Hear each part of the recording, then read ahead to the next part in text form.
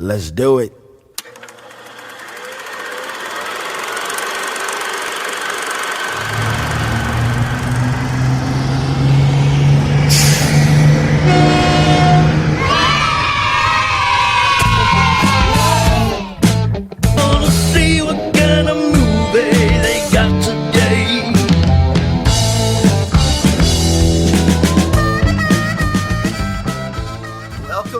To an all-new Short Bus Cinema.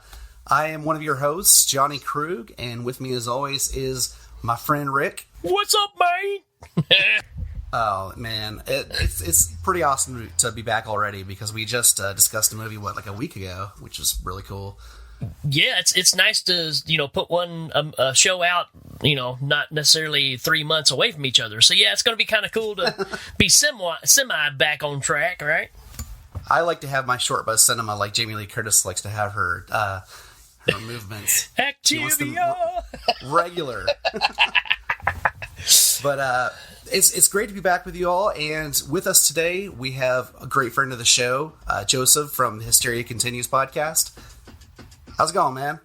Oh, it's going quite well. I want to thank you both for inviting me on for Miami Connection. And I wanted to ask you guys, are you two orphans?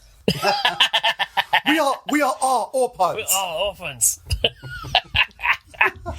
Oh, absolutely insane. Today we're doing a Miami Connection, and the good thing about this movie is you have a lot of people who think they can act, but the one person who's got the most passionate delivery of lines is pretty much you pretty much can't discern what he's saying. He's a phonetic actor. Let's just say that. Very phonetic.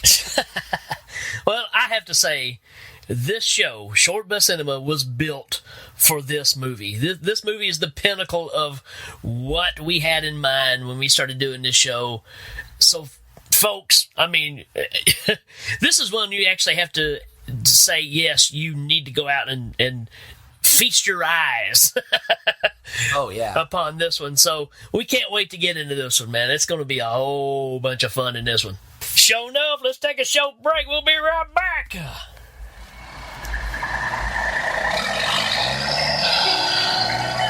out of the way!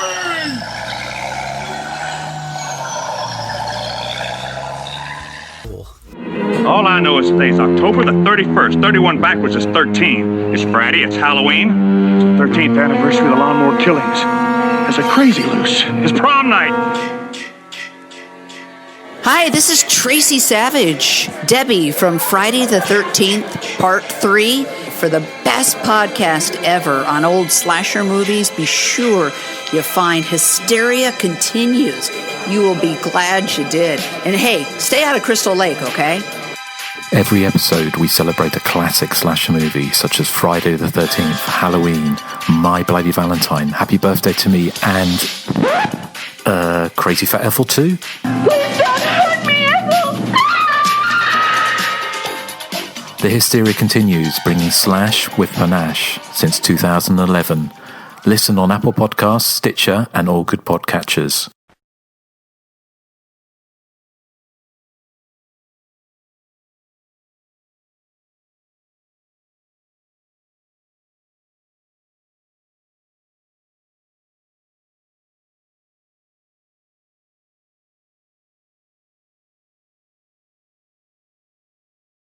With Miami Connection from 1987. I think the IMDb score for this was a 6 point something, but I for some reason didn't write it down. Well, I mean, I think movies like this and Samurai Cop, they have enough redeeming qualities that people can throw them on and have fun with them. I don't know if that's the same 6.1 as you would get from like a really good horror movie or action movie, but for this movie, it's pretty special. Mm-hmm. Absolutely. This is written and directed by Woo-Sang Park and YK Kim, who's actually in the movie. Uh-huh. But it looks like YK Kim did a lot of the pickup directing and a lot of, additional, whatever the dialogue needed to be punched up. A lot more orphans. He's the one they want to get to do the ADR on this film. I know, right?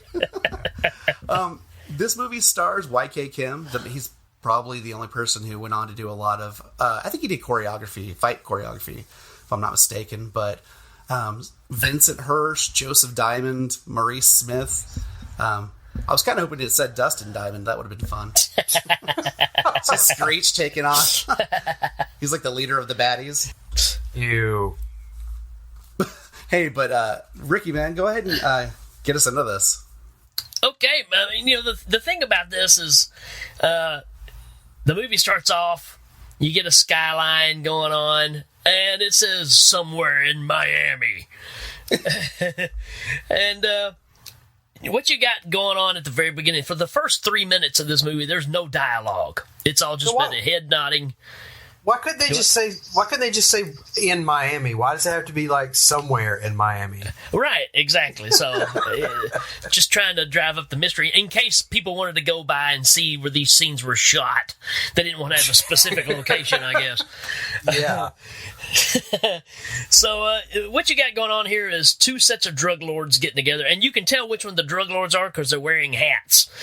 Everybody else is just in plain clothes, but the two guys that are wearing the hats, that's your drug overlords going on here.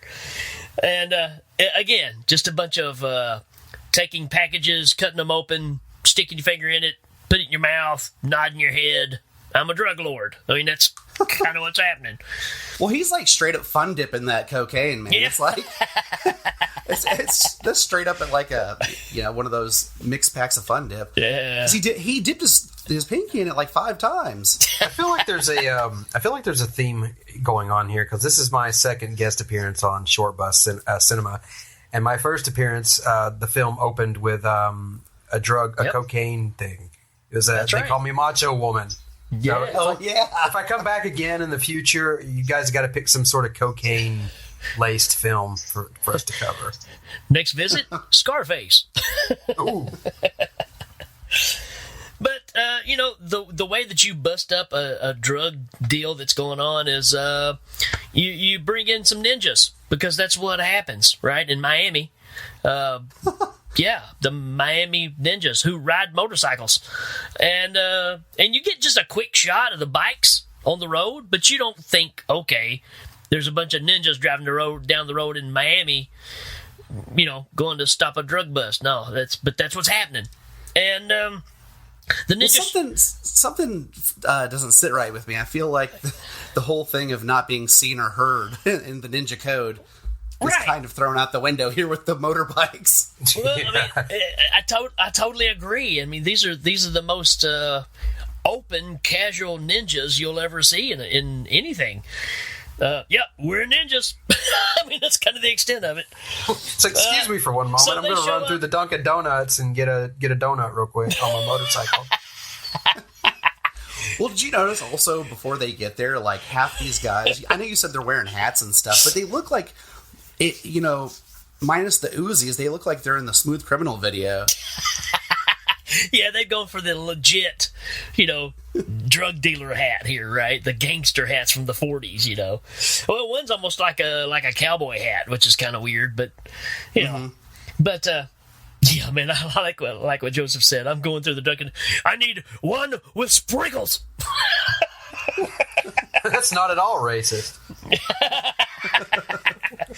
But so when they show up, you got some throwing stars going on and hitting people in the throat, and some action starts happening. And the first thing is you got people shooting Uzis at ninjas, and they're shooting in the dirt, but you're hearing, you're seeing sparks fly up out of the dirt, and the ricochet sound is like very prominent in this film, and they're hitting dirt, So, yeah. And then the ninjas ultimately win, and they drive off on their motorcycles. And then it cuts to the dojo, which I don't know if this is the next day or the next morning or whatever, because it seems like it's daylight. But the leader, Yoshido comes in. Judge Ito. Judge Ito. Comes in and he's like, I got the drugs. Great score on the drugs, but you forgot the money, which is, kind of, just as equivalent as important as the drugs were. But, again, we've got Miami ninjas. What do you expect? Them to do everything right?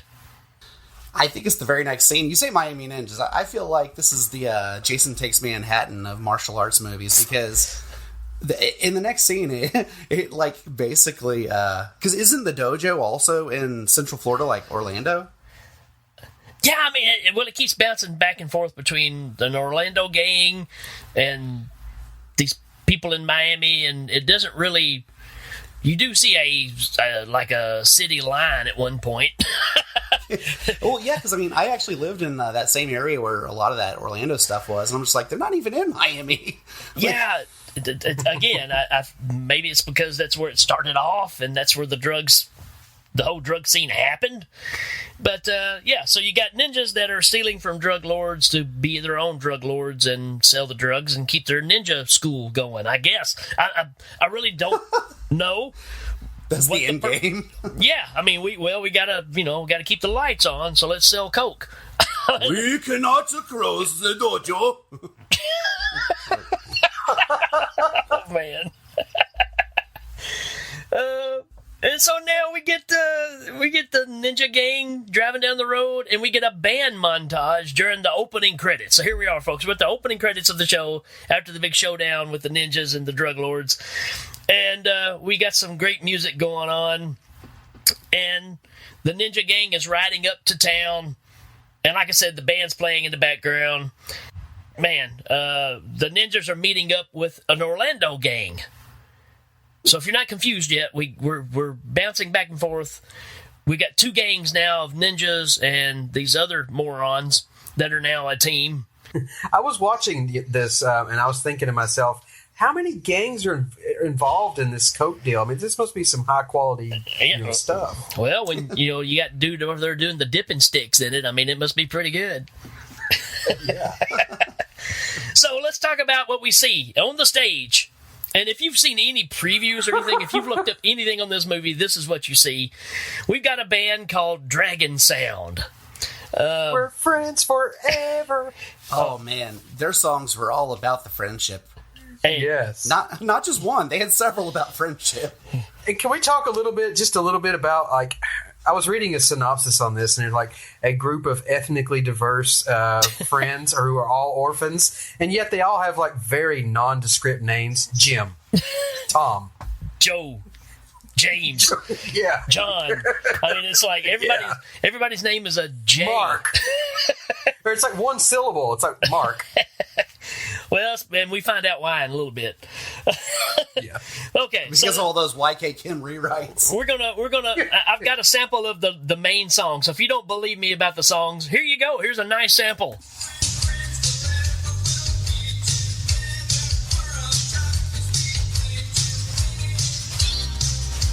It's like a Christopher Cross song or something.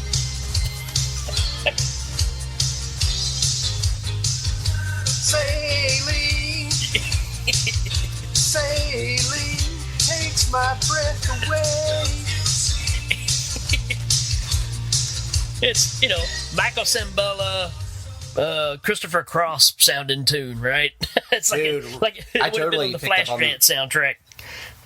Michael, yeah, he did Maniac, right? Michael Cimbala? You're right. Nice. I love Tom's guitar solo skills.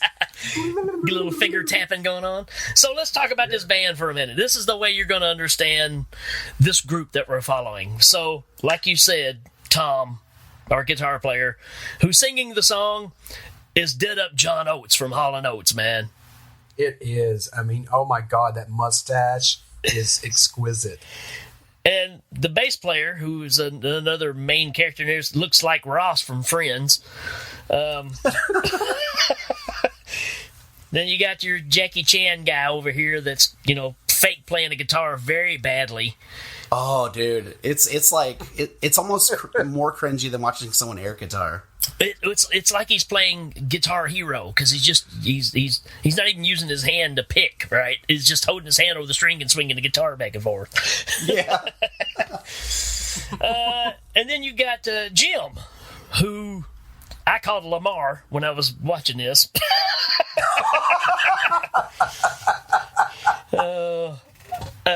Super high voice. Trust me, you're going to hear him on here. And then My father. Jim is the best character in the film, and you're going to find out why. Pretty amazing. Yeah. And then he's awesome. Then there's Jane, which is the girl that there's really no explanation except that she's Ross's girlfriend. And so we got the band playing, and then the gang leader. So you got your ninja group who's teamed up with this Orlando gang, and the leader of the Orlando gang, the leader of it is the brother of Jane. So they're like, "Hey, are you okay with your sister being up there with those guys in that band?" And he just kind of huffs and puffs and walks away, right? So we're already getting this thing of, going to be some bad blood. And, she's up there just rocking out with Ross. And then it just cuts to the next day at college. Well, guess what, folks? They're all college students. Yeah. So you get this weird part where they're at college, and Jane's in here in a computer arts class or computer science class, whatever it is. And Ross comes in, is making faces at her, and you're like, yeah, this is pretty lame. Hey. He's like motioning her to meet him outside or whatever. But it shows them walking together. And, wow. She talks about her brother. And he's like, hey, so do I get to meet your brother? I want to meet your brother. And that'd be nice. And all this kind of crap. Yeah, she's like, well, he's not really a nice person. He's really jealous. He's paid for everything I've ever done. And he's really jealous about the things that I do. And I'm like, well, he's paying for everything. Why wouldn't he be, right? Well, I mean, his relationship to her is basically like, it's very incestuous, almost. Yeah. Because it's like he owns her. Yeah, he owns her because, he's paid for everything. And because they make the comment in there about how he gets jealous of all of her boyfriends. I'm like, jealous or cautious. I feel like that was another pass at the script. They could have chose a different word. You've gone through about 9 minutes here. You've gotten a classic song from the band. But right here, we are about to hit pay dirt. This is where the movie starts kicking in. And it never lets go from this point. So we've established the characters. You're confused on the gang members from all the 4 different gangs. But right here, it doesn't matter. Because we can talk about, what was it, YK Kim? Was that his name? YT Kim, whatever it was? Yeah, Y2K. Y2K. YTK. And we can talk about him. We can talk about him being the worst actor. But I really don't think he's the worst actor, man. Well, it's like I put in my notes, I'm like, he doesn't just struggle with his English, he just struggles with the concept of talking altogether. Yeah, obviously he does not know English well at all. But you know what? He doesn't know how to talk at all. But he is it's terrible. He is out acting this other guy. I mean, just unreal. So the brother of Jane, well, it looks like Casey. Are you about to play a clip? Oh, yeah. This brother looks like Casey Kasem with a beard. That's kind of what he looks like. So he jumps out of a Mercedes in full camouflage regalia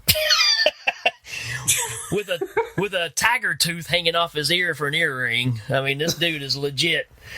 And man, we get this great conversation where they kind of meet each other for the first time. It kind of goes like this.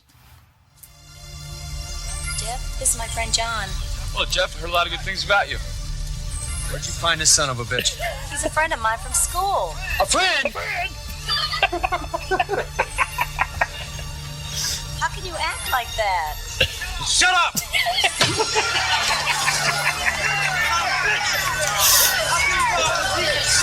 So, I mean, he just snaps and says, "A friend!"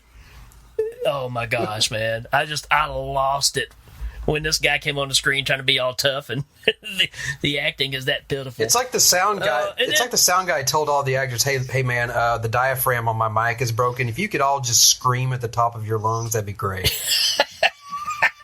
Yeah. So he punches Ross in the face. He drops down to his knees, and then out of nowhere comes the rest of Dragon Sound. They all show up, and we get a little more confrontation. Which again, here's where you get one guy who can't act and the other guy who is trying his best to act but really can't talk. So you kind of get this. Are these bums your friends? There's just some misunderstanding. You don't understand. I'm her brother. When I tell you to leave her alone, leave her alone. Whatever you say. Just remember what I said if you don't want to get hurt. You don't scare me at all. Jane, I want to talk to you later. Goodbye. I love it. You don't scare me at all. At all. Yeah, he repeats it. I love it.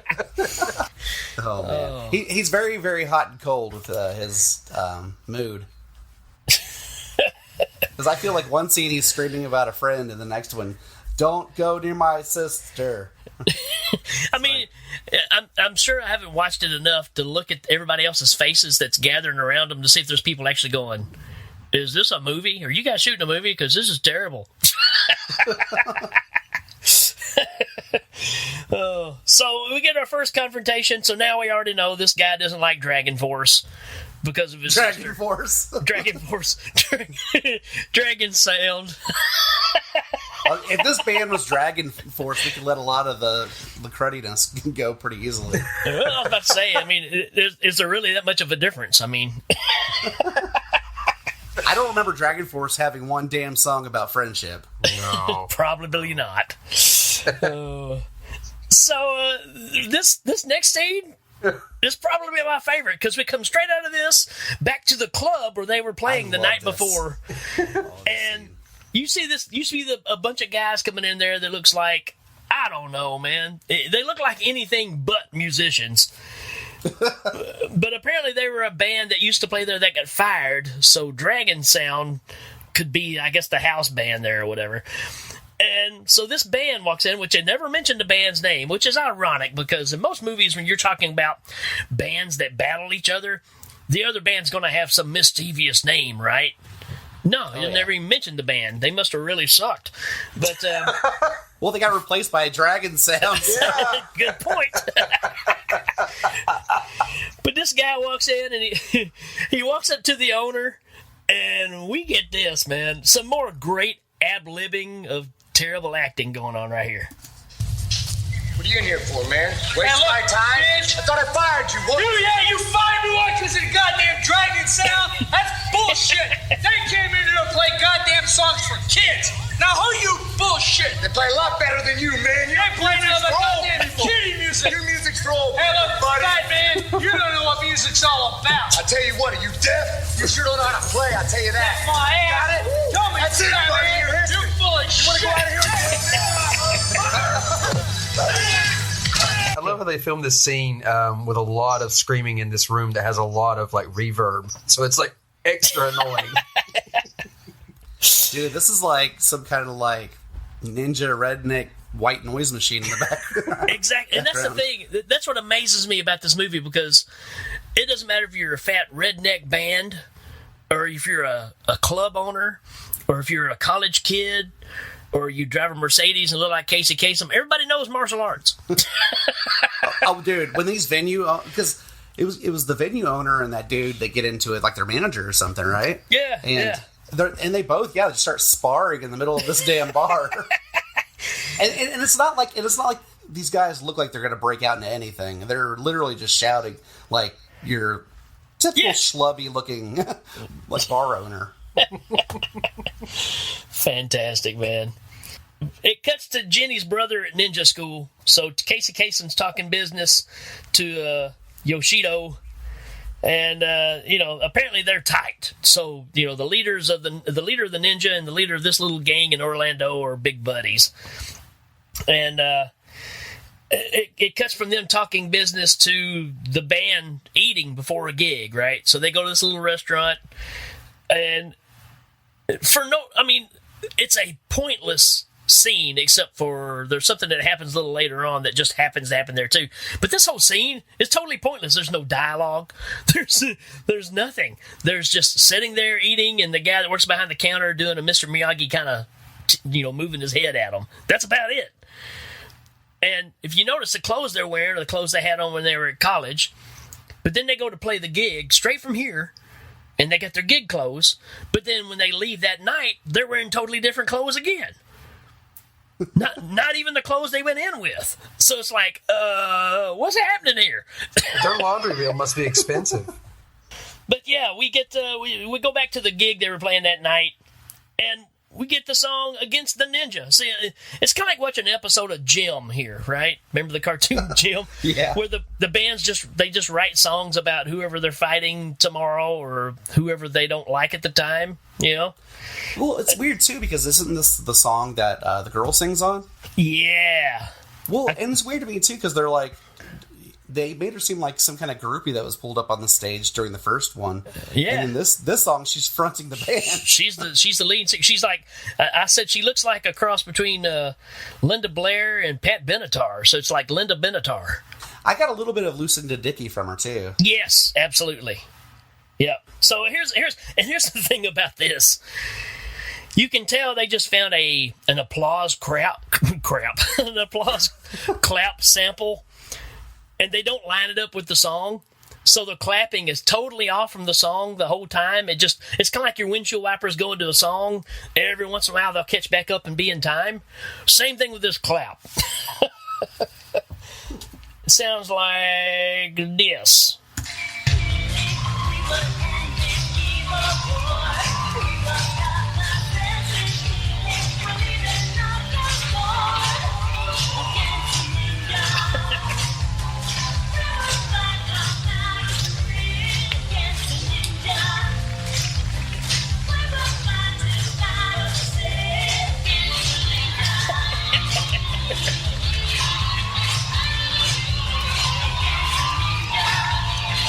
So when we were watching this, I told my wife that clapping is just throwing me off so bad. The dancing ninja. Dancing ninja. She really does. She really does sound like Pat Benatar, too. Like that, like, not as good, but like that same, style. Kind of what they were going for, yeah. But like I said, when they walk out, totally different clothes that they were wearing. Did they just leave a set of clothes at the gig? Hey, we don't want to wear the same thing leaving as we did coming in, so let's change into these other clothes. I don't know. I don't understand. Maybe they're afraid of getting hounded and being noticed, but they're all ninjas, so they really shouldn't worry about that. I mean, technically, we shouldn't even see them in the movie at all, and yet they're very prominent. Yeah. Oh. Well, and of course the reason why, I mean, you have to put this thing in perspective. Like you said, there was a ton of pickup shots when YTK made this movie. He had to go back and do pickup shots because he tried to get distributors to pick it up, and they're like, "This movie is crap. We're not going to carry this." And they told him what they thought was wrong with it, so he went back and made these other shots. And I really think that, just like this right here, there's a big scene right here where they're leaving the gig, they've had a good night playing, and now they meet up against the old band that used to play there. So they went and tried to fight the owner of the place. He kicked their butts. Now he's going to try to attack these guys. The band is going to attack Dragon Sound. How do you think that's going to work out? Well, this is the scene in the street. Yeah, right? I mean, this whole plot. Right. This whole plot just sounds like it was written by a 12-year-old. It's just so ridiculous. Exactly. I said the exact same. I think that about the whole movie. Yeah. I said this movie looks like, and I exactly said a 12-year-old. This movie looks like it was put together or written out by a 12-year-old. I mean, because this is like, let's go play in the streets and fight. This is like 12-year-old G.I. Joe play out in the yard stuff. Yeah. Oh man, we're a band. We play rock music, but then we're martial artists and we fight ninjas and we fight drug lords. I mean, it sounds like, an episode of G.I. Joe or something, but with. Well, dude, like they never hit a certain tone that they're going for in this movie. If you think about it, it's like every other scene, you're either in an episode of You Can't Do That on Television. Or you're in a very hard R canon film. Like, it's like they can't distribute it to what they want it to be. And I'm like, I'm like, okay, so that guy got a machete to the face, but now we're singing songs about friendship Yeah, again? it's like, that's what I noticed. It's like 5 minutes ago they were singing about like friendship forever, and now there's like this gaping wound on this dude's neck pouring blood out. It's like so random. It really is. And the first time I saw this movie, I saw the trailer beforehand, and it didn't have any of the... I mean, it just had like the regular karate fighting and stuff. And when I finally saw it, and the first dude gets like, you know, an arterial blood spray out of his neck, I'm like, whoa, that's not... I didn't expect that at all. It's just a weird combination of stuff. So anyways, we got the beat up band who's already had their butt kicked by the owner of a club, and they're following them, and then they've got a roadblock of all these other people. I'm like, well, how many people's in this band? How many people? I mean, is this like Earth, Wind, and Fire? It's like, how many people want to cause harm to Dragon Force or whatever their name is? It's like everybody wants to do this band harm. It's like even Jake's grandmother down the road is probably like, yeah, I got a problem with Dragon Force or Dragon Sound. I'm gonna go throw my cane at them today. It's like everyone's after them. Right. It's kind of like the ending of the Blues Brothers, right? They had the Nazis, the SWAT team, everybody's chasing them. It's kind of got that feel to it. But, you know, they make this big blockade, and there's all these guys in Jeeps with bats with, you know, barbed wire wrapped around them and stuff, trying to stop them. I'm like, so are these either these guys are actually in the band and they can't make enough money to pay everybody, or these are the fans. Hey, I gotta go support my band. We're gonna go kill another band tonight. So, yeah, interesting. So we get another shot of Mr. Yells a Lot, who's the leader of this band. He kind of looks like the guitar player from Alabama. But that's a pretty good comparison. My aunt used to date the bass player from Alabama. That's a true story. Oh wow. Yeah. The guy that had one eyebrow? I think so, yeah. That's a very odd, specific thing to know about him. Ricky, the man who knows about Alabama's eyebrow situation. Well, I mean, you had the lead singer guy with the really long hair. You had the cool blonde drummer in the back. You had the big chubby guitar player, and you had the bass player that had one eyebrow. What else you need to know? It's kind of like how I describe everything on this show, right? Yeah. All right, let's get back to this. So yeah, here's the confrontation, which is ridiculous.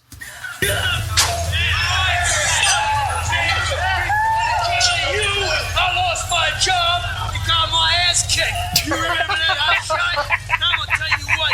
You get your ass and get this car out of this goddamn town. You got it, pal? Listen to me. I don't want to have any trouble. I just get the job from agent.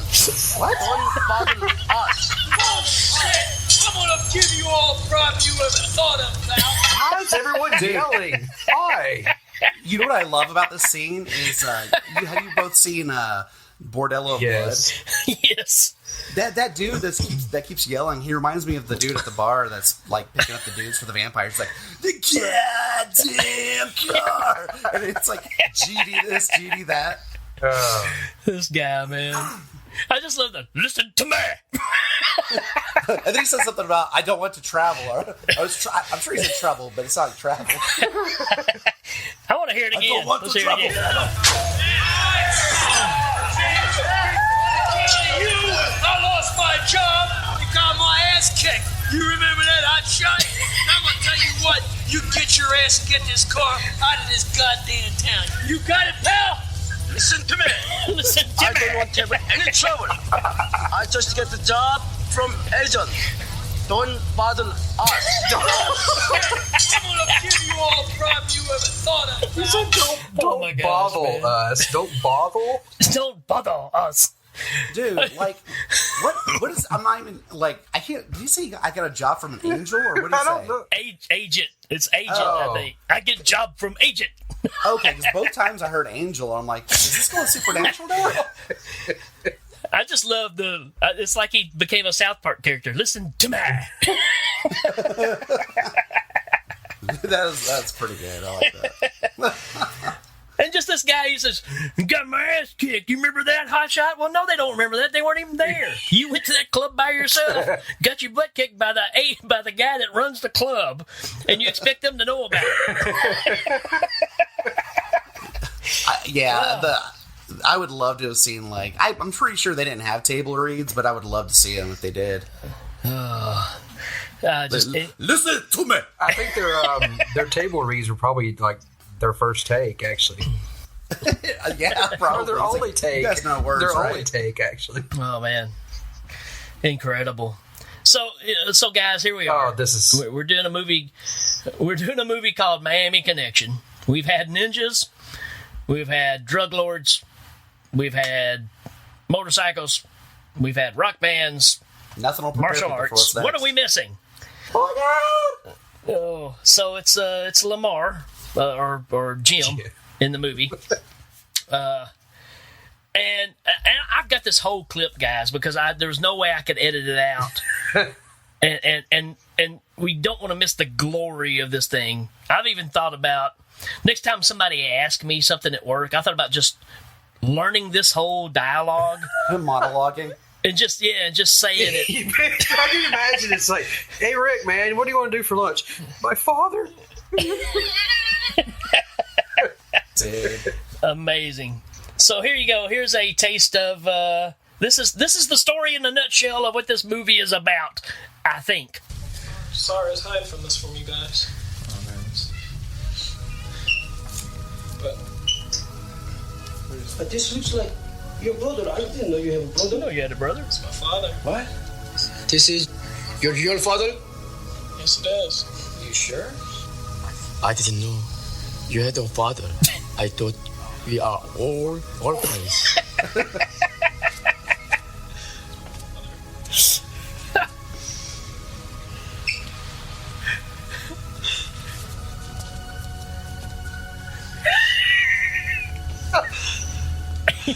My mother was Korean. Yeah, right. And my father was Black American.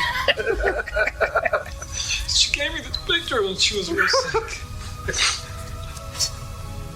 I was only 9 years old. They said they loved each other and they were real going.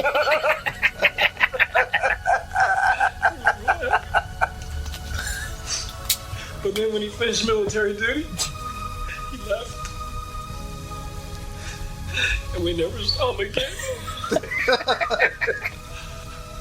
She told me to find him. Find him! But I didn't like him because he left him. I didn't like him. But I knew one day when I grew up, I'd find him. Whether he was dead or alive. Well, if he's dead. I sent a couple letters to the police department. Nothing happened. Absolutely oh my God. amazing. Dude, for this scene, when I was watching this and I was taking my notes, I said, Jim drinks liquid gold and shits Oscars. Dude, do you have the audio of when he opens that mailbox? Oh yeah. We'll get there. Oh, I thought that already happened. Was it? Oh, no. That's later.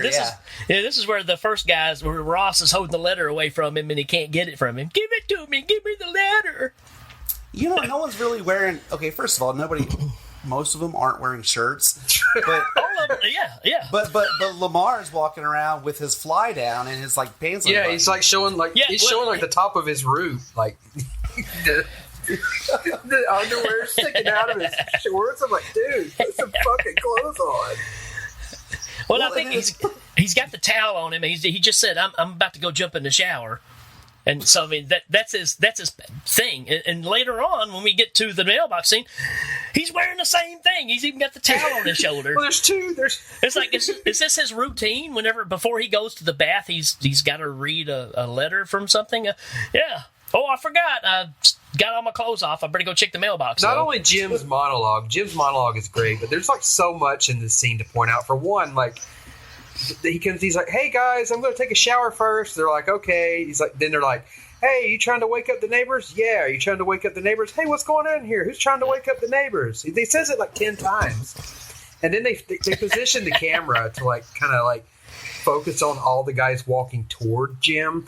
And then like Mark, the Oriental guy, I can't remember his name, but he walks like very slowly, like he doesn't know how to pass the camera. So it's like it's bad enough that he can't talk, but he can't even walk. It's like oh, absolutely amazing, man. I swear I'm going to learn that and just rip it on somebody sometime. And look at their face afterwards and just watch them stand in amazement and stand up and start clapping when I'm done. And I love the music, the background music. It's just like so heartstringy. You know what? I might even record that and have it on my phone and just start playing it in the background. Yeah, you're like, excuse me for 1 second. You hit the button to play it, and you start doing the monologue. Yeah, go look out a window and start doing the lines. Oh, goodness. But I didn't like him because he left us. Yeah, I love it. I didn't like him. It's like a toddler would tell you. He's like, my mama, she was Korean. I'm like, dude. I'm like, you got your genes from your dad, obviously. Because you have. If you're Korean, I'm Donald Trump. If you're Korean, I'm Donald Trump. Exactly. Yeah, I'm sitting there thinking about like I didn't think he was any part Asian before he started monologuing. That's crazy. And then, come on, man, the orphan thing. I mean, we are orphans. Well, I thought we were all orphans. Well, I lied to get in the band. And Mark is standing there. He's just when he asks him, he's like, "Is this your brother?" He's standing there like he's going to fist fight him. He's like, he's all tensed up. He's like in a martial arts pose almost. Oh yeah. Oh, it's my father. I don't know you have father. Yeah, he's like, is this your brother? It looked just like him. I'm like, wow, that's not racist. You can say the same. Oh yeah. Like, what are you trying to say there, buddy? Oh man, fantastic! What are we missing? An Oscar moment. That's right, a beach montage. Oh, the beach montage, which is about as pointless as the end credits for this movie because it doesn't matter. I guess we're trying to do some character building. I think what it really comes down to is, hey, we're about 10 minutes short for this movie to be considered an actual film, so we need to shoot some filler. So let's just go cruise the beach for a little while. Harass women. Fall in a bunch of them. You know, put your hands in places they don't belong. Watch John Oates get, kicked in the face a few times by some women. And then you got Ross and his girlfriend just out in the water, just about to get it on. And it's like they got music behind everything else, but when they're out there doing their thing, it's just awkwardly quiet. Well, and it never gets as sexy as a beach montage scene in an 80s movie. How many montages are in this movie? Because I counted like 6, I think. That's a ton. There are a lot. And you get complete songs too when they're playing live. Yeah, it's not like they're just they're just eating up the clock. It's not like quick cuts to get from one scene to the next. This is like, hey man, our movie is only like 20 minutes long. Let's just film a bunch of music videos. That's almost exactly what this movie feels like. Yes. Here's a weird argument for this too, because when it comes to the action sequences, they're really not that terrible. I mean, for this time period of when it came out, there's some definitely missed cues on some stuff where guys are just standing there with a bat over their head waiting for the guy to kick them. But for the most part, the martial arts in this is almost on par with a lot of canon stuff. Yeah, I mean, not to jump too far ahead, but once you get to the ending of the film, I think some of the fights there are pretty well choreographed, actually, against all odds. Yeah. So, I agree. Take a look at me now. All right, so we go from the beach montage and we go to a martial arts gym because that's where Casey Kasem's hanging out in his cool studio office, which definitely looks like something out of Scarface. Yeah. And our band that just got beat up by the club owner and just now got beat up by Dragon Sound now goes to this martial arts gym to get Casey Kasem to beat up the band. That's how desperate they are to get. I'm sure there's other clubs. It's Orlando. I mean, there's got to be other places to play. Yeah. So the club owner was trying to get them to beat up the band he hired? No. Is the other band hiring? The band is going to Casey Kasem and wanting him to get rid of the band, which he already knows about the band because his sister's in the band. So that's how it all comes together, right? So we get this scene that really makes no sense whatsoever. I've listened to this like 4 times, trying to figure out where the guy's getting a benefit out of this, because he says some pretty stupid stuff. What do you want? I'm the leader of a group that played out of Park Avenue. We got fired, and then the new group beat us up. So what? I need you to get rid of them. Get my job back. If you do, I'll join up with you. It's just one thing you got to know. They're all black belts in Taekwondo, and they're pretty bad. If you get my job back for me, any money I make is yours. And if you beat them up... It's a damn band again. If you beat them up, any money I make is yours. What? And if you don't beat them up, I'll join your group. Well, how does that make any sense? It's like, this guy's You're not sweetening the pot. not benefiting from this at all. It's like, okay. It's like, hold on. So if you do this for me, you can buy me dinner later. Like, what? And the whole idea of he thinks if he beats up Dragon Sound, he'll get his job back at the club where he went and got in a fist fight with the owner. I don't think these people realize that's not how employment works. Hey, if they're dead, we're the next band in line, if they like it or not. It's just so bizarre. Yeah, they're treating it like it's a hierarchy or something. It's like, well, they're finally gone. We can play now. Incredible. Like, absolutely incredible. It's like the joke would be like, well, Dragon Sound's dead. Let's play. They're going to let us finally play. Oh, man, I forgot my fucking wah-wah pedal. So let me ask you this. This guy just got his butt kicked in the streets, him and all of his 25 band members, by these guys, but all of a sudden he knows that they're all black belts in Taekwondo. How does he know that? Yeah. And how many members are in this band? It's like I refer to them as Earth, Wind, and Miami Connection because there's so many members. Yeah. But, I mean, just... oh, by the way, they're all black belts in Taekwondo, and they're really good. Well, if they're black belts, yeah, moron, they are really good. And how do you know? How do you know? You confronted him, you called him some names, he said, listen to me, and he kicked your butt, and all of a sudden you know he's a black belt. He never once said, don't mess with me, I'm a black belt. It's like more stereotyping here, buddy. I'm getting angry over this guy, making up accusations about people you don't even know. So, how do we know that they're black belts in Taekwondo? Because we have a Taekwondo montage that goes on for 15 minutes. This thing is just like, why are we watching this? I mean, I understand showing a little bit of training, but showing, full routines. that they're... I'm shocked that someone didn't didn't have a scene of a guy going to the store to get some raw eggs and some protein powder to work out. It's just it goes on forever, and of course they're out there in the tall grass they're on the campus somewhere, I guess. And I don't know if y'all noticed or not, but just see their feet the whole time. No. Nasty, absolutely nasty. You're talking about when he's pinching his nose with his toes and stuff, right? Yeah. What the hell was that? Why is he doing that? I mean, just the story is, and I don't know if we want to talk about this now, but there's a reason why all this is like it is. We may save it for a wrap up, but we have to show that they're training because they are black belts in Taekwondo, even though dude just magically knows that. And then it ends with this weird kind of mouth punch thing that he does to one of his, I don't know if it's Ross or the other guy, but he puts his knuckles right in dude's mouth and just stands there yeah, you're going to lick on these and you're going to like it. That's a knuckle sandwich, all right. And then they sit down after they practiced after a long, hard routine of Taekwondo, and the drummer wants to quit the club because he don't want any trouble, right? Well, we just fought that band, and I don't want any trouble. And they're like, what are you, some kind of pansy? You're out here learning Taekwondo. I would love if this is how the band scenes actually worked, where they just would fight each other like gangs. Well, I think Axl Rose tried that back in the 80s.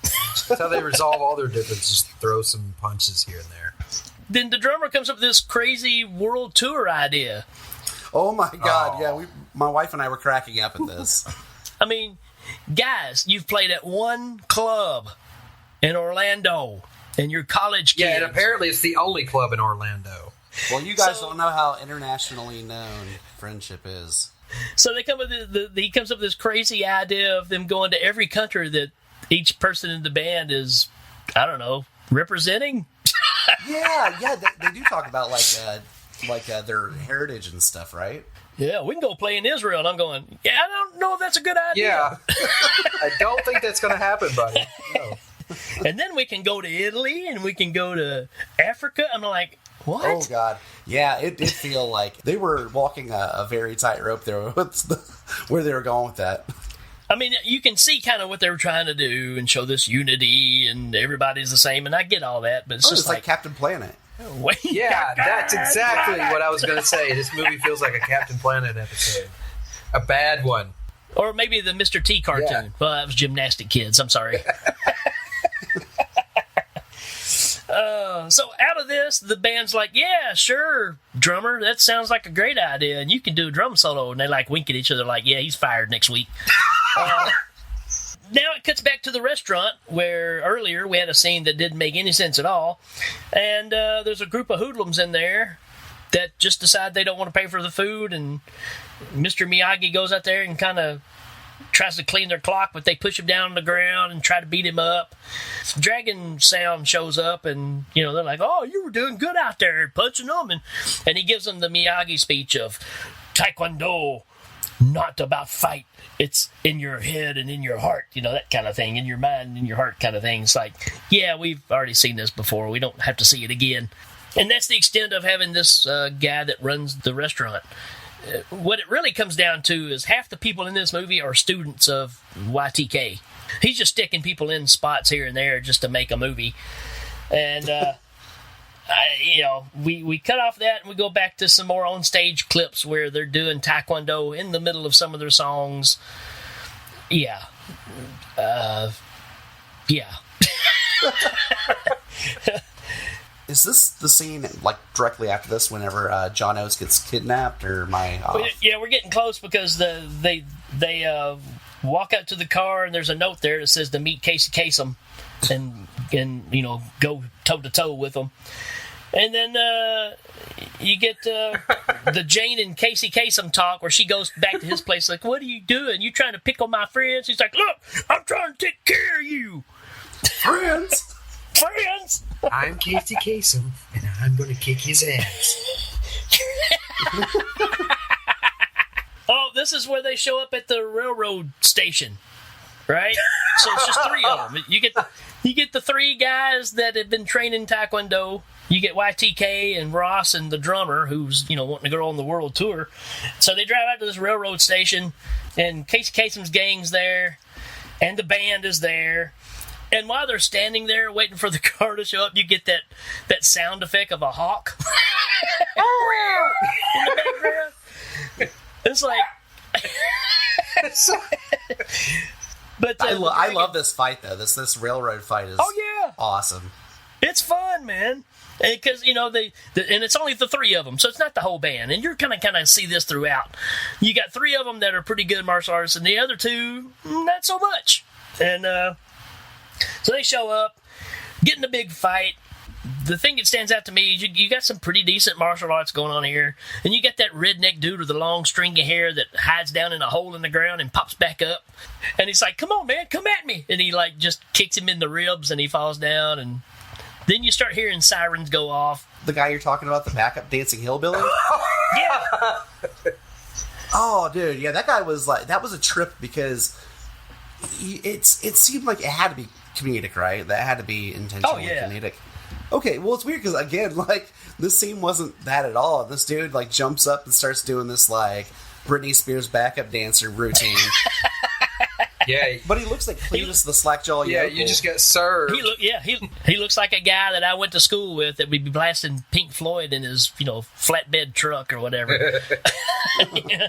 But yeah, so then all of a sudden the cops show up because somebody must have called the cops, because how would they have known that they're out here at this railroad station? But when they get there, everybody's gone, and the cops are like, we've got to put a stop to these gangs here in Orlando. And I'm like, Well, good job there, police officers. Y'all are really on top of it. Well, it just seems to me like if they had more nightclubs, then they could just spread the gangs out, and then the crime rate would just drop a little. Totally agree. All you got to do is build another club, right? Yeah. And then if that wasn't enough for the montages, now we get the ninja and the bikers montage. The ninjas show up on motorcycles at a biker club, like Little Sturgis or something. And, you got guys with long hair and no teeth, leather jackets, women with their boobs hanging out. Good times. It's weird because as much as women are ogled in this movie, they never have any topless women. Well, it's just weird because it's like you think that'd be one of the hard R things that they'd be pushing since they're kind of mimicking, like canon films and stuff. Oh, wait, so you're saying the version you had didn't have any nudity in it? No. Oh, really? The one I had did. Yeah. Really? Same one. Yeah. But there's a cut on YouTube that's all edited out. That's what I watched. Okay, they took all the cussing and everything out of that Joker. Well, no, the one I watched had cussing in it though. Well, it had some, but it didn't have. I mean, because it's like there's scenes cut out of the thing. I mean, it totally cut the nudity out. It's not super nudity heavy to begin with, but there is some in there. Yeah. These backer chicks, they're just, you can tell they're just like, hey, I'm gonna be on TV. Sure, here. It's like Girls Gone Wild before it was even a thing, right? Yeah, less teeth involved. These are all the variety of like the Waffle House / I sleep on my back every night, so they hang below my shoulders. Women, like satchels, like saddlebags. Satchels. This tattoo used to be a butterfly, now it's a vulture. Yeah. Looks like Rodan. That's awesome. Oh gosh. So, anyways, we got Yoshio and Casey Kasem hanging out at the bar, and dude's got a college life cap on. It's like, what's the deal with all the college stuff here when obviously these people are pushing 40? And it's not like just a few of them. I mean, they're all like going into like middle age. The youngest person is probably the girl, and she's not young. It's like John Oates is obviously 45, and I think he's supposed to be like 21 or something, and I don't buy it. Yeah. Well, and that's also like that beach montage scene where they're like cruising down, and he's like, I don't know, man. Like, he seemed so much older than all those girls. It's kind of creepy, actually. Man. Yeah, it is.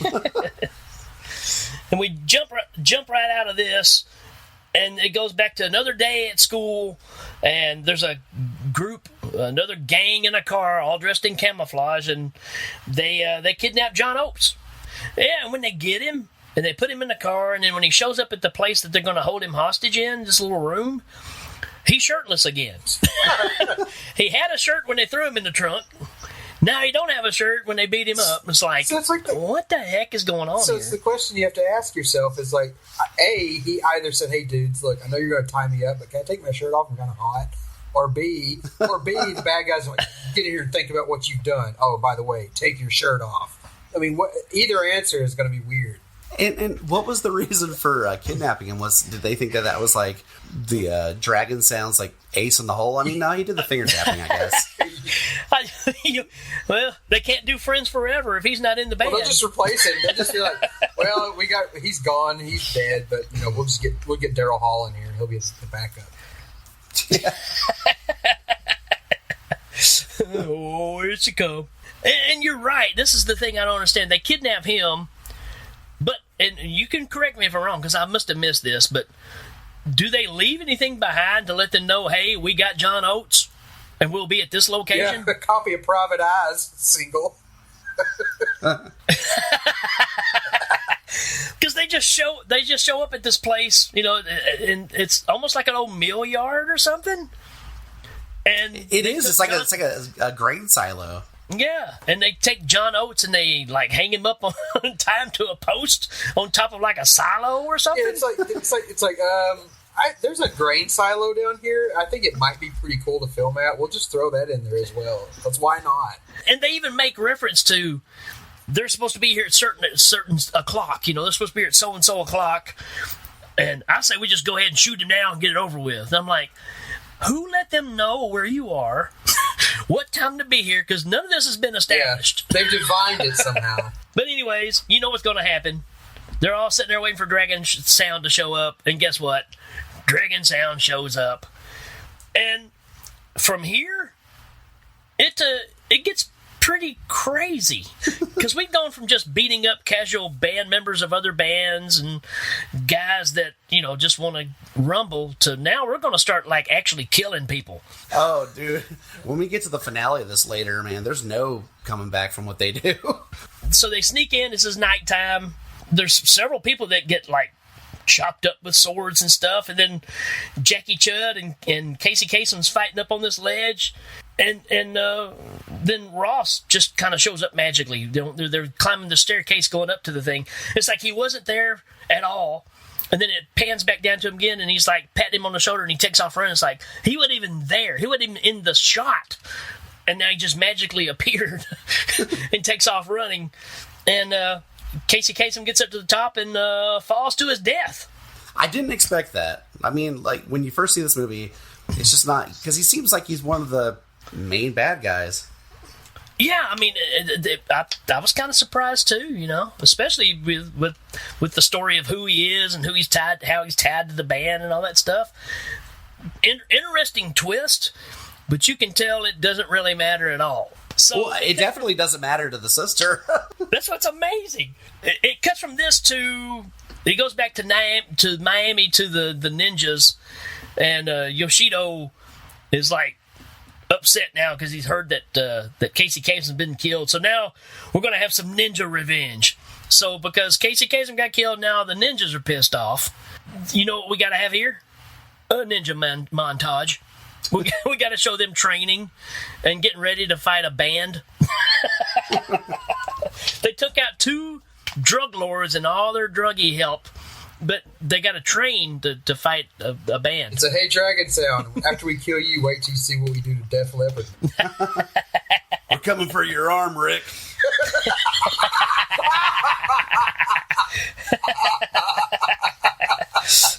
Oh, man. Oh, Johnny, that was good. Well, it's a Def Leppard. They'd probably just get Rick's arm out of the freezer and beat him to death with it. I don't know, man. I think all they had to do, and I've said this a lot of times, it's like when Rick Allen lost his arm, they kind of lost their balls, too, because the songs just kind of went downhill, man. Oh, yeah. Let's get rocked. Dude, Adrenalize is the worst thing ever. Oh, terrible. Next up is Lamar's trip to the mailbox again. Jim's trip to the mailbox. So he's getting ready to take another shower, throws the towel over his shoulder, has his shirt already off, has his pants halfway pulled down. Oh, yeah, I need to go check the mailbox. And we get this other nugget right here. So good. My father! My father! I found my father! Oh my God! What'd you say? God, picture! Look at it! Okay. God, let me see the picture. This is the guy. Oh, father, you got it! Oh my God! That's great. Orlando Airport. Tomorrow evening. Hey, Jim. Father, you got it! Oh my God! You know the funny thing too is without seeing this scene and just hearing the dialogue, it just sounds like chaos. Man. It's like what is going on? Well, it's chaos when you're watching it too, man. I mean, because everybody's talking but nobody's saying anything. Well, that's the thing is some people sound excited, some sound angry. It's pick an emotion. Mark's like, you found your father. Oh, I can't believe it. Then they start having the conversation because they've saved John Oates. And so, they went and saved his life, and now they're asking him for money. Hey, did you say you had some money left over? Yeah, I got about $200. All right, we're going to take it. We're going to buy Jim a suit so he can meet his dad, because that'll make a good impression. He's a rich girl, and he's gone too far. Man, it's so ridiculous that, that's the first thought. Oh, we got to get you a suit. I can't wait. I mean, you found your father. Yeah. I mean... I can't wait till we mention his father later on, because I have some notes about him. But it's pretty epic. It is. It's the conclusion this movie deserves. It is. Yeah. So, when they're celebrating with Lamar or Jim, and they pick him up like Rudy and start carrying him around on the street. And doesn't it fade out to like a slow motion of it too? Sure. It's pretty great. It's great. And then you get the montage of going and picking out a suit and all this stuff. And then we come back to the house, and Jim gets out of the car, got his new suit on, he's looking sharp. And then we get a scene where Ross and Linda Benditar make up. It's pretty climactic because I guess Ross kind of thinks that he's the reason that her brother died. She doesn't seem too worried about it. No. I mean, he basically is like, we did what we have to do. And she's like, yeah, I guess that makes sense. But we're not worried about that. I was sad at first, but we got to be happy for Jim. He found his father. I got a soundbite of that. It's right. Yeah. I'm sorry I've been gone so long. I had a lot of thinking to do. I'm hurting inside, and I just couldn't stay away for long because I love you so much. I'm so sorry about what happened. I felt so bad about that. It's not your fault. I understand. You had to do it. We had no choice. I understand. It's all over now. It's okay. We're happy for Jim. That's right. Finally found your father. Dude, she's responding to him like they're talking about erectile dysfunction or something. Like, don't worry, it happens to everybody. It's just no biggie. We were happy for Jim. Yeah, he finally found his father. I love how they always plug that in there. I love how this movie is it's basically just one martial arts scene after another, or just some ridiculous scene, but they have the time and the wherewithal just to include the subplot of Jim looking for his dad. Kudos for that. Well, and it's funny because it's almost like I don't know a lot about how this movie was like. I don't know what the pickup shots were. I assume it was a bunch of the montages, but it's funny because they introduce you to the like the over dramatized thing earlier, the speech he gives, but the scene after that is when he gets the response letter and stuff, and he's super excited. But the thing that I think is the funniest is like it's almost like they shoehorned that story in just so they could like mess him up pretty bad coming up because it happens right after. Yeah, it's like they're trying to get you to sympathize with him and think, oh no, he's gonna die, but I'm just laughing at him. So now we've got him a plane ticket. So he's Jim's gonna go meet his dad, and we're taking a car trip to the airport. And guess what shows up? That's right, boys and girls. Ninjas on motorcycles in broad daylight on main roads. Nobody sees this and goes, that's peculiar. This happens every day at 2 o'clock during traffic rush hour. I don't want to like tell a ninja how to live their life or anything, but they're on a bunch of Hondas. I feel like they're just reinforcing a stereotype. Oh man! It's like they weren't trained. They weren't trained by like any Japanese assassin. They went to like we want you to go out there and vamp and be as loud as possible. Ninja Academy. Yeah, it's the Otasco version of a ninja community. Otasco. Oh, there's a reference. We're going to get the cheapest version of what we can get here. Hey, you don't have to be real stealth. I mean, that's ninja folklore, What you really got to do is drive a motorcycle and, do whatever we say. Because these are not good ninjas at all. Is this the scene where it's just 3 of them again, right? Yeah, because that's the 3 that can fight. Nobody else can fight in the team. John Oates is not a fighter, and Lamar is not a fighter. And we're about to find that out. Yeah, this is Ross and YTK and Jim in the car. They jump over the bridge because the ninjas have cut them off on motorcycles, and they just jump down into this kind of foresty area that's off a main road, and they just start having a big throwdown right here, man. And during the fight, Lamar gets slashed, man. Jim gets slashed, ruins his new suit. And I paid $10 and this sets everybody off, man. Right. So far, all of our heroes have been... They try to legitimately not hurt anybody unless they just have to. Besides the death of the main guy a while ago, which everybody was celebrating. It's like, guys, y'all killed somebody. Y'all might want to just lay low for a little while. That's the thing with this next scene, where then they're fighting in this like Florida State Park.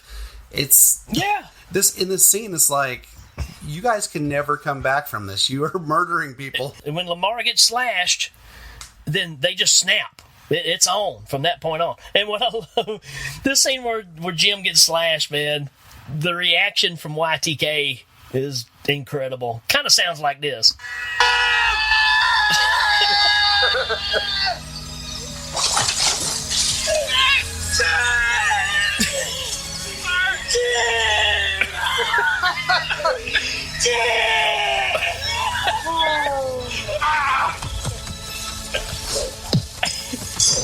So, folks listening, you decide which guy is the one yelling in compassion and the other one's the one that's injured. Because you can't really tell. This whole scene is just like comedic gold. Like, the dude's got like a really severe, it looks life-threatening, the slash across his chest. Oh, yeah. But like, so they decide that dragging him through a sewer runoff, like a little retention pond, is going to be the best thing for. They're literally just like pulling him through this thing. Well, then Ross, I thought the exact same thing. I was like, he probably would have been better off if you just left him laying where he was. Well, like when Jim gets slashed up and he's laying there, and then like when they go to rescue him, Ross is like, "Hey Jim, you hang on until we get to the hospital. Yeah, until we get to the hospital, then you can let go." But this sets him off, man, and again, this whole scene where YTK runs up to Jim and he's just yelling in his face, "Jim!" And Jim's like, "Oh, I'm hurting, Jim!" I can't help but crack up every time I see that. But next thing you know, Ross has got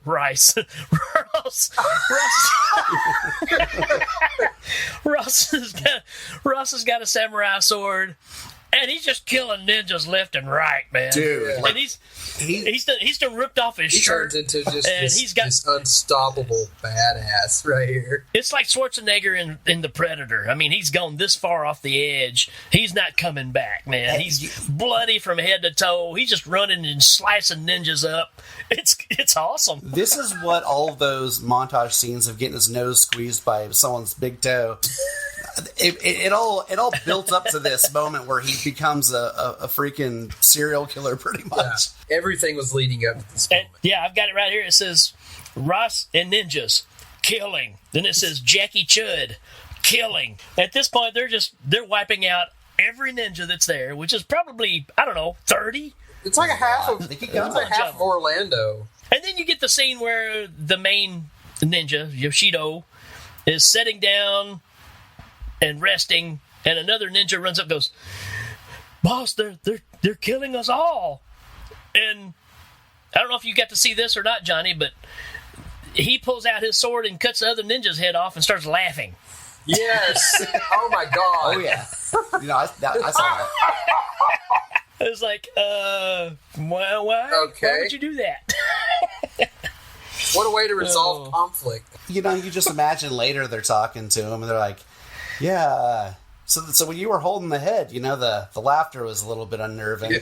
I don't know if it's like, did anybody call Frank's wife and tell her that he won't be coming home tonight? Yeah. Oh, yeah, I'll do it. Sorry. It's like we weren't concerned necessarily with the volume level of your laughing. It was the duration. It was a good 20 minutes. It's not the fact that you cut his head off per se. It's just that the fact that you found it kind of funny. I think you need to see a psychiatrist. Well, it went your ninja teaching license.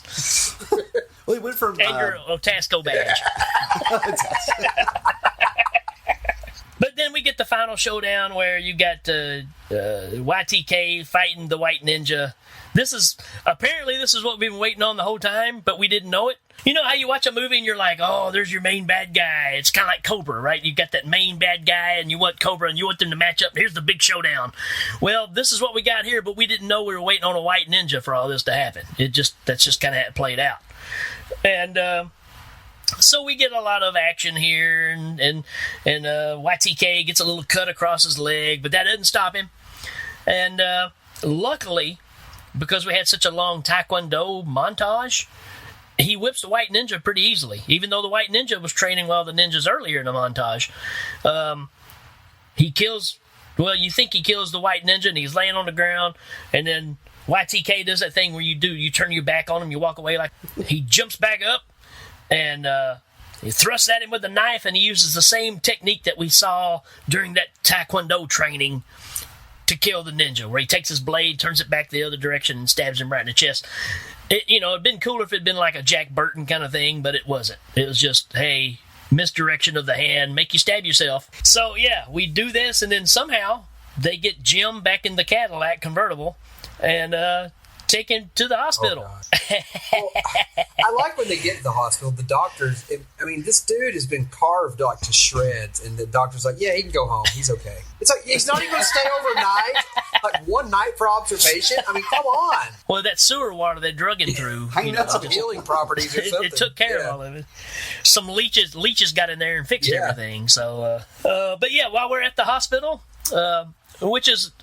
this is something that doesn't make a lot of sense either, because obviously this is the same day when this happens, right? So we purposely went and bought an airplane ticket for Jim to fly to wherever his dad is to meet him. But in the process of Jim being stabbed and sliced up, taken into the hospital, his dad is flown in from somewhere. I mean, how'd that happen? Who knew how to get in hold of his dad? I don't know. Right? I think his dad flew in from the talcum powder factory. Well, I was just saying, it's like the guy they got to play Jim's dad is obviously like 10 years younger than Jim, and they just dyed his hair gray. Well, they didn't dye it. They didn't dye it. They took baby powder and just squeezed it over his head, so there you go. You're an old guy. Well, and I love the exposition of him saying, yeah, I'm here. He's my son. I was wanting to know how he is. It's like, well, you haven't for the past 30 years. Yeah. Well, your son... He was crying in our driveway last week about you. Yeah, your son was just involved in a multi-ninja massacre, but he'll be okay. You can take him home. And nobody's showing up to, question these guys about why a dude has been split in half by a sword, or why there's a bunch of dead bodies out here close to the airport, or none of this stuff. The police force does not matter in Florida at all. You got YTK sitting there. He's still wet from head to toe. You got Ross over here who's had a change of clothes because he ripped his shirt off, so somebody gave him this ugly-ass shirt. And you can tell he's still kind of in shock. And then the drummer shows up, and he's sitting over there too. And then you get Jim's dad. And they killed Tom, didn't they?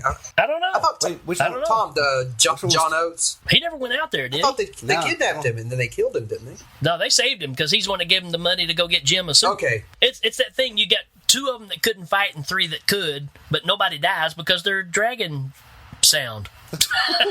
Dragon tails. Dragon tails. Dragon fruit. Dragon ass. Yeah, exactly. So then they rolled Jim out in a wheelchair, and I'm just trying to put a time concept of this whole shot, because obviously this is right after the fight, because dude's got a different shirt. He's still kind of messed up. They're all dirty and muddy from being out there fighting in the mud hole. His dad shows up. How quick did that happen? So how long has it been? Why didn't they go home and change clothes if it took that long? How did they sew up Jim so fast and kick him back out like nothing even happened? It's just a blur. It's a blur. Well, at the end, though, they definitely make you know that this was always a Jim movie as they're rolling him out of the hospital. There's another slow motion shot on him, like, laughing in the wheelchair. It's like, so the movie became a Jim movie, I think, in the last, 30 minutes. Again, no explanation. And then at the end of it, after we've killed a person in the band, their brother, we've killed multiple ninjas. Our best friend's been split in half and sewn back together. Then you get that little speech at the end, right? The only way to have world peace is to eliminate, what did it say, violence? Yeah, something like that, yeah. Again, I don't think that... I think something was lost in translation there, because I feel like they went about it the way they're telling you not to. Right, yeah. And it's like, they should have just said, if you want to have peace, don't mess with dragon sound, or they'll jack you up. That's the way it should have ended. If you don't want them to find your severed head on a playground on a seesaw, don't mess with dragon sound. And that's the conclusion of Miami Connection. And what a connection it was. I can imagine, the storyboard for this, them just trying to connect the dots. Like, so they're in Miami again? No, they're in Central Florida. Okay. So, yeah. Because most people that know the area, it's like a good 5-hour drive. So it's like, between them being in the same places at all times, it's like they're using a lot of gas or they're just teleporting or something. It doesn't make a lot of sense. And again, we haven't really gotten into it, but the way this all happened, the way this movie even came about, was YTK was on a TV show demonstrating. He's a Taekwondo teacher, and he was advertising his new book or whatever was coming out. And some producer saw him on TV and approached him, found him, and said, "Hey, you are to think about making a movie because those movies are pretty big money right now." This is 85, 86. So yeah, he went and borrowed money from like his friends and stuff to make this movie. So 98% of this movie is YTK.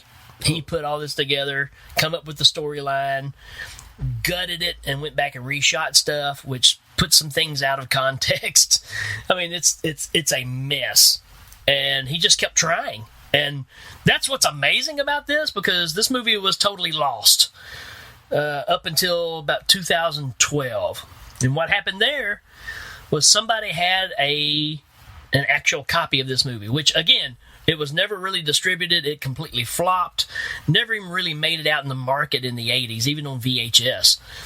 And somebody on eBay had a copy of this movie for sale, and the guy that owns Alamo Draft House, bid on it, got the movie for $50. Damn. And fell in love with it, started showing it, got permission to start showing it, and it kept growing. Crowds kept growing to come see this goofy movie that nobody had even heard of. And he contacted YTK and asked for the rights to reissue it. And that's why now this movie is kind of everywhere. And it was completely dead, completely lost, wasn't doing anything. And it's a pretty amazing story that there's a difference between the movies that come out now that are bad movies because they're initially trying to make them bad, and the ones that think that they're making a good movie. And again, this show is made for this type of movie. That's actually what I was kind of explaining to my wife about it, was that, you can find so many movies nowadays that are just trying to be like The Room or Birdemic, but it's the ones, like this, or a movie like Birdemic where the director thinks that what he put out is like going to impact a lot of lives. It does for the like wrong the difference reasons. between Birdemic and Birdemic 2. Right. A couple things for the I noticed when I was watching the credits. There's a character named Jeff's gang member. He's played by an actor named Ricky Morgan. Hey, what? Yeah. And there's another character named Miami Drug Lord, and he's played by John Escobar. Yeah. This was all drug-funded movie making. I imagine if it wasn't funded, it was at least written on. So you just revealed the reasons why I said nobody should watch the credits. So you just blew my cover. Yeah. Dude, Ricky was the dancing dude, the redneck. Absolutely. Yeah. Wait a minute. Ricky was John Oates. I got a good lesson from a bad movie for this. There's just a scene it caught me off guard. There's the restaurant owner when he starts brawling with the guys who are messing with him, and he's wearing that super cute Disney apron with Minnie and Mickey on it. And it's like the cuter the Disney apron, the more badass and lethal you are, apparently. What about you guys? Any good lessons? Yeah, man. To me, it's just, hey, if you get fired from a club, don't go try to beat up the owner. Just find another place to play. It's not that big a deal, guys. I think the only lessons I got from this film were like, one, perhaps go to a five and dime store and get like a cheap toupee instead of some baby powder. And then never mess with Jim's correspondence, because when Jim gets his correspondence, you're really going to see his true emotional center. So you don't want to impede. Oh my God! Give Jim the letter. Give Jim the letter because you really want to see what Jim has to say. Again, just the craziness of this movie that all this is about a band. Ninjas, drug lords. And not a good band. Cartel. Yeah. I mean, all this is because a band wanted to play music and another band got pissed off at them. That's really the it's the nutshell of this movie. Basically, the nutshell of this movie is Florida has a terrible music scene. Well, I mean, that is where like you get your Matchbox 20 and stuff. Well, not even that. It's just like everybody down there who's like, a musician, just they want to kill each other for some reason. I like this. You guys played a gig the other night, didn't you? Yeah, man, it was awesome. Rocked the house, cut some heads off, and yeah, it was good times. Yeah, I saw it. Yeah, we're called the Miami Dragon Sound Machine. I thought you were a little late on your guitar solo, but man, I liked how you kicked my sister in the stomach. Come on, everybody, but you do that conga. Exactly. Gloria Escobar and the Miami Dragon Sound Machine. Dude, that would be an awesome shirt. What about what were you thinking for me in this movie? It was just too many feet on face, man. It was like it was guest directed by Tarantino. I got one word for you.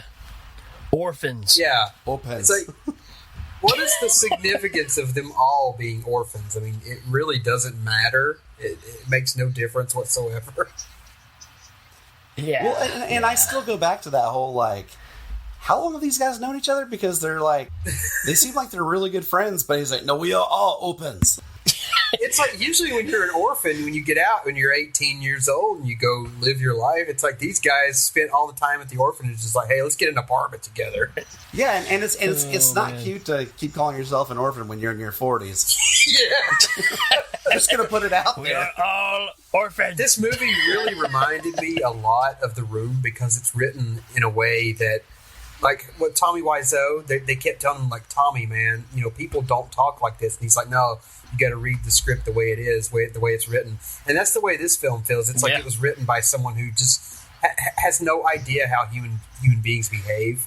And then when they try to tell him that, he's like, no, I want to, do it as written. That's what it feels like. It's amazing because that's exactly what this is. I mean, he had his whole vision was to push this movie and it to teach you the importance of Taekwondo. That's really what this movie come down to. He was trying to teach you. It's kind of like what Travolta was trying to do with Battlefield Earth. Teach you about Scientology. Same deal here. He was trying to push the agenda of Taekwondo and how important it is and how we're all orphans inside. We need to find our fathers and friendship. Yeah. Friendship forever is important. That was his end game, but yeah, I just don't know that it was executed at all. No. Upgrades. What would you do to upgrade this movie? Overdub his voice. But you know what? This movie wouldn't be near as entertaining if you did that, though. Oh, no. I don't think I would change a thing about this film. You don't scare me at all. At all. I don't think you can upgrade this film. I mean, it's just... you don't want to tamper with it. The only thing I would upgrade is I would have more karate fighting venue owners. Like, yes. I want to see more of how business goes down with these managers and stuff behind the scenes. It all seemed like it was paper pushing and boring, but they're kicking the crap out of each other. If anything, I want to see a prequel where we meet Jim's Korean mother. She's like, no, Jim, I told you I was Creole. Yeah, that's it. Creole. Not Creole. Stop crying already. Jeez. Oh my God! I love the fact of the ad-libbing of the lines too, because you can tell when they're like, hey, just get in an argument. When you talk about the bar owner and the guy from the band, there's even a scene where it goes, "You son of a, don't you give me a hard time." It's like, what? It reminds me of that movie we did where the guy's like, "Hey, pizza face." Waffle face. That's what it is, waffle face. Yeah. Hey, waffle boy. Where they're just told to say something and sound like, vaguely harassing or. All right, let's give this thing a rating. Johnny, what you give it, man? I would give this a 4. This is not 4. The second seat on the bus. Yeah. Because this movie is entertaining, and even though it's not going for comedy in a lot of the scenes that portray comedic actions, I think that it's burrowed into my heart. Like the leeches did when they drug Jim across that water. Yeah. Joseph, what do you give it, man? Man, I think Miami Connection drives the bus, so it's all the way at the front. Nice. Wow. I'm borderline front seat. I don't know if we've had a movie on the front seat, have we? I don't know. I don't think so. I'm going to go with Johnny as well. I'm going to say the second from the very front. So up close to the front. You guys are behind me. I'm just going to say right behind, just right behind you. I'm close to a 1 though, man. I'm really close. I'm going to say you're sitting in the second seat, but you got your legs straddled over the top of the first seat. Just don't kick me. I'm driving. Well, that's cool, man. I'm glad you guys enjoy this because you never know with these movies. I mean, there are movies that I watch for this show that I go into that are like, they're just movies that you knew they were bad back in the day, but you had fun with them. And then Ricky and I talked about Jack-O, and I didn't remember that movie being as bad as it was. Yeah, we it's pretty bad. We covered that on the Hysteria Continues about 2 or 3 years ago. The thing about this movie is, again, if you're a fan of bad movies in general, this is a must-watch. There's not many movies we recommend on here. Matter of fact, I can't think of any. But this one, I encourage you to go check it out because I think you're going to be entertained in some form or fashion. We did the Party Animal on here. That was a big recommend. Oh, Party Animal's fantastic. That's true. Guys, you also did They Call Me Macho. Oh, yeah. That movie's amazing. But it's like what I say about a movie is like there are no bad movies. There are just boring movies. And as long as the movie's not boring, I don't care. If it's like that's a very good If it's point. like Miami Connection, I don't care as long as it's entertaining. It shouldn't be, but it is. And it's not because it's martial arts. It's because everything between the martial arts is entertaining. It's everything. I mean, it has everything you could want in a bad movie. It's the perfect bad movie, really. All right, with that being said, we're going to take a short break. We'll be right back. Get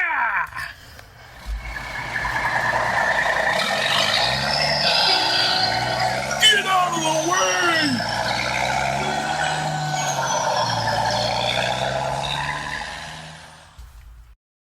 New movie reviews all the time. See if these films age just like a fine wine.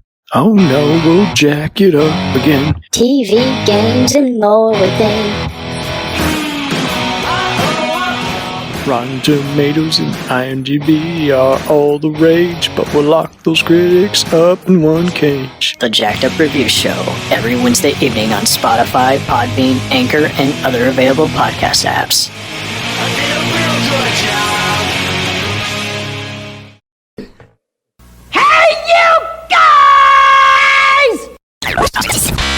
All right, folks, that's going to do it for another show. Before we take off, we want to thank Joseph for coming on, hanging out with us, checking out this crazy movie that we highly recommend. But before we go, I want to give Joseph a chance to kind of tell you what's happening over at the Hysteria Continues. Man, what you got going on? Well, I'm not sure when this episode is going to go out, but by the time it does, I'd imagine our last episode would have been Scream 3. We've got a lot of stuff on Patreon as well. We're everywhere, so just type in the Hysteria Continues if you like slasher films. Use that thing called Google, and you will find us. We're pretty much everywhere. So enjoy. Yeah. Fantastic show. We have no idea what slashers are, so you have to be more clear on that. So, well, you only said the word slash about Jim like 50 times, so I'd assume you had some knowledge. Jim! Hey, before I get out of here, guys, do I get a hey, Macarena, you're gonna die? Oh, yeah. Macarena, you're gonna die! It never gets old. Never gets old. Folks, that's going to do it for us. If you have recommendations, go to the Facebook page. Hey, just come give us a like on the Facebook page. Just let us know that you're actually listening, because I know we've got some pretty good numbers of some downloads, but we just need more interaction from you guys. If you have suggestions for some movies that you think are crappy, if you want to be a guest to come on with me and Johnny, hey, we're open to all that kind of stuff. So just put that stuff out there, and let's keep this buzz rolling. Joseph, appreciate you coming on, buddy. It's always fun. Oh, yeah, dude. Thanks. Johnny, you got anything else, man? No, man. I'm just glad to be back on the bus. All right, folks. That'll be it for us. We'll talk to you later. Adios. Peace. Bye.